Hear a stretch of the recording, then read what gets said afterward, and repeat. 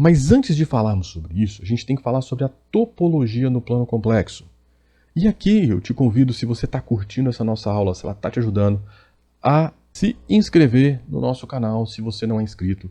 Sempre tem conteúdo relevante de matemática aqui para vocês, para ajudar você que está cursando engenharia, física, matemática, ou seja, todas essas disciplinas que envolvem cálculo, funções de várias variáveis, enfim, tá?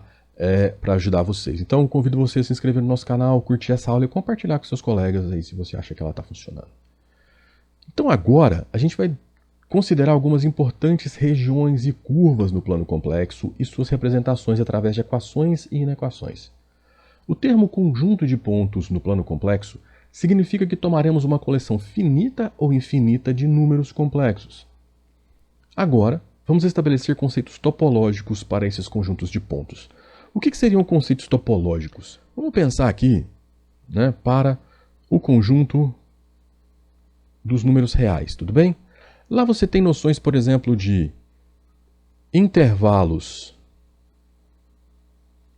abertos. Você tem intervalos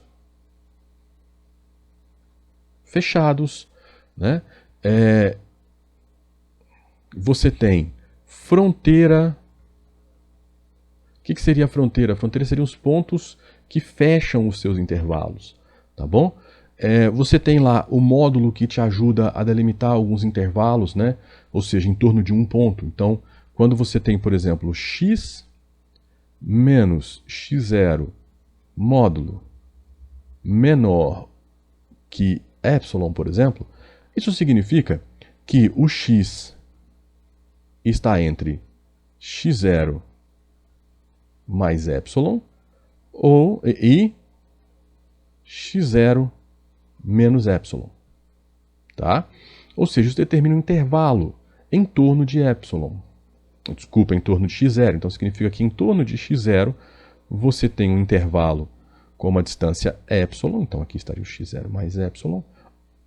E à esquerda também você tem o x0 menos epsilon. Então, essa distância aqui é epsilon, essa aqui também é epsilon. Então, você pode escrever esse intervalo dessa forma. Por quê? Porque o nosso conjunto real é de dimensão 1. Agora, para o nosso conjunto complexo, nós estamos num plano. Tá? Então, você tem aqui o plano complexo, onde você tem parte real e parte imaginária. Então, você tem algumas formas de descrever o equivalente topológico a esses intervalos abertos, que seriam, de acordo com a norma que nós escolhemos aqui, né, para o nosso módulo, seriam bolas abertas, tá? Então, eles seriam circunferências centradas no ponto. Então, vamos considerar que aqui é o nosso Z0.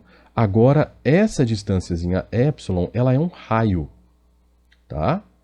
Então, todos os pontos que estão aqui dentro dessa circunferência são o equivalente nos números complexos, né, em duas dimensões, ao intervalo que eu tinha lá no conjunto dos números reais, a esse intervalo. Tá bom? Existem outras formas de você trabalhar com métricas diferentes para o conjunto dos números complexos. Mas a topologia prova que essas métricas, né, essas normas, elas são equivalentes. Então, os resultados que você iria obter são os mesmos. Aqui, obviamente, estou falando de resultados teóricos. Tá? No cálculo em si muda algumas coisas. Bom, então aqui para nós agora, o equivalente a esses intervalos abertos no conjunto dos números reais são essas bolas aqui, ó, essas bolas abertas. Então é sobre isso que nós vamos falar. Sempre que eu falar que eu vou pegar uma bola aberta em torno de um ponto, eu estou falando isso aqui. E como que a gente escreve isso? Bom, eu quero todos os z's cuja distância até z0 seja menor do que epsilon, ok? Nossa forma de medir distância aqui no conjunto dos números complexos é dessa forma. A gente já falou isso nas aulas anteriores, tá bom? Então, esse conjunto de z's cuja distância até z0 é menor do que epsilon, ou seja, cai tudo aqui dentro, é uma forma que eu tenho de escrever analiticamente esse conjunto. Se eu quiser incluir a fronteira, ou seja, a borda, é só colocar um igual aqui. Se eu quiser só a borda, eu tiro o menor e coloco o igual. Ok? Bom, vamos continuar aqui então. A gente vai explicar isso de uma forma melhor. Eu só queria introduzir aqui e fazer esse paralelo para que você tenha a ideia de que essas bolas abertas que nós vamos considerar são o equivalente topológico no plano complexo aos intervalos abertos centrados em um ponto lá no conjunto dos números reais. Então, com isso, nós vamos entrar nos discos no plano complexo, fronteira e vizinhança.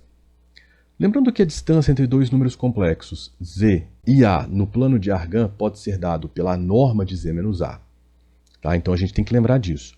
Assim, segue que o círculo C, de raio ρ, com centro no ponto A, pode ser dado por essa equação aqui, ó. Ou seja, norma de z menos a igual a ρ. Eu tinha colocado epsilon antes e aqui era z0. Mesma lógica, tá bom? Então aqui tem uma ilustraçãozinha melhor. Mas aqui o que acontece? Eu estou considerando a circunferência, tá? A circunferência, então, é dada dessa forma. Se você considerar em termos de variável e colocar, por exemplo, que o z é x mais y, o a é igual a x0 mais y0, então você ficaria com o quê? Raiz quadrada de x menos x0 ao quadrado mais y menos y0 ao quadrado igual a ρ. Tudo bem? Então aqui essa é a nossa norma. Bom, se eu elevar ao quadrado dos dois lados, eu vou ficar com x menos x0 ao quadrado mais y menos y0 ao quadrado igual a ρ ao quadrado. E isso aqui nada mais é do que a equação de uma circunferência centrada em x0 e y0 e com raio ρ, tá bom? Por isso que dá esses discos aí no plano complexo. Consequentemente, a inequação z menos a dentro da norma menor do que ρ assegura que o ponto z está dentro do círculo C, ou seja, essa inequação representa o interior dessa circunferência, como eu já tinha adiantado antes, e tal região é chamada de disco circular, ou mais precisamente, disco circular aberto, ou até bola aberta, mas no plano complexo a gente chama isso de disco circular aberto. Em contraste ao disco circular fechado, que é aquele que inclui a igualdade, então ele inclui também a borda, ou seja, ele inclui a fronteira, tá? Consiste do interior da circunferência e sua fronteira. Esse disco circular aberto, esse aqui, também é chamado de vizinhança do ponto A. Obviamente, A tem uma infinidade de vizinhanças, cada uma correspondendo a um certo valor de ρ maior que zero. Você pega um ponto A, considerando esse ponto A como centro, e o ρ maior que zero, você tem, para cada valor de ρ, que é infinito, né, são valores infinitos, você tem uma vizinhança diferente. Tá? Então você tem infinitas vizinhanças em torno de A. De forma análoga, se eu trocar agora na inequação a orientação do meu sinal de inequação, eu vou considerar agora os pontos Z, cuja distância até A são maiores do que ρ. E aí eu estou em pontos fora do círculo C. Dessa forma, a região entre dois círculos concêntricos de raios ρ1 e ρ2, os dois maiores que zero, e o ρ2 maior do que o ρ1, pode ser expressa na forma que está aqui, ó. Tá? Então você tem a distância de z menos a variando entre ρ1 e ρ2. Então o que acontece? Você está num ponto fora da circunferência limitada pelo raio ρ1, mas você está dentro da circunferência limitada pelo raio ρ2. Como o ρ2 é maior do que o ρ1, então eu estou aqui nessa região aqui, ó, tá? Então perceba, ó, eu estou num ponto que tem raio maior do que ρ1, mas raio menor do que ρ2. Essa região aqui é chamada de anel, tá? Conjuntos abertos e fechados no plano complexo. Dessa forma, um conjunto S vai ser chamado de aberto. Muita atenção nisso aqui, tá? Se cada um de seus pontos possui uma vizinhança contendo apenas pontos de S. São exemplos de conjuntos abertos no plano complexo os pontos interiores de um círculo ou de um quadrado, assim como os pontos do semiplano cujas partes reais são x maior que zero. Qual semiplano é esse? É o semiplano à direita do eixo Y. Tá? Então seria todo esse semiplano para o lado de cá. Tudo bem?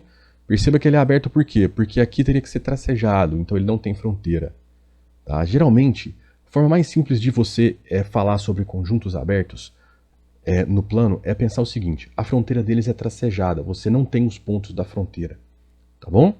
A definição rigorosa é essa, que cada um de seus pontos possui uma vizinhança contendo apenas pontos de S.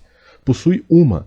Lembra que cada ponto, cada número complexo possui infinitas vizinhanças em torno dele? Pois é, eu preciso que dessas infinitas, apenas uma, contenha apenas pontos de S. Mas se uma contém apenas pontos de S, todas aquelas que têm raio menor do que o raio dessa vizinhança também vai conter somente pontos de S. Então, tecnicamente, eu também teria infinitas vizinhanças contendo apenas pontos de S.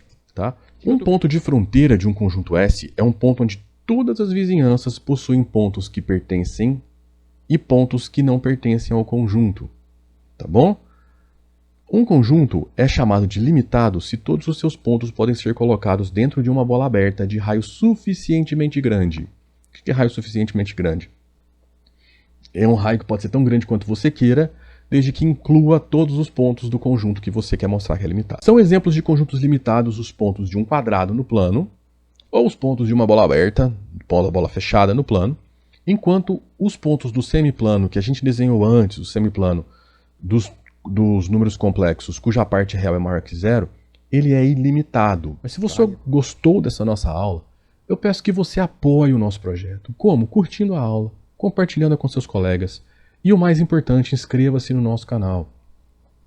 Se você quiser apoiar ainda mais, faça um Pix para nós, a chave Pix está aí colocada. E na descrição você encontra todos os links para os artigos do site usados nessa aula. E dentre esses links tem listas de exercícios resolvidos nos nossos artigos.